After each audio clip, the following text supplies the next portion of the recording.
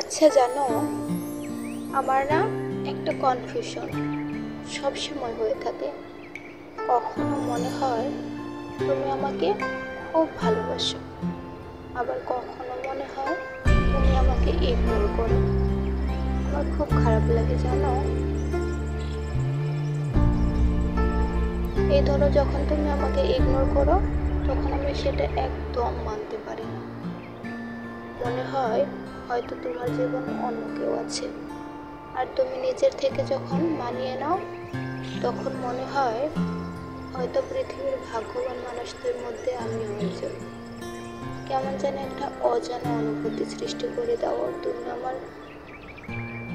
তোমার ব্যবহার আমি আজও বুঝতে পারিনি। কখনো কখনো মনে হয় আমি তোমার সব কিছু, আর কখনো কখনো মনে হয় আমি তোমার কেউ না।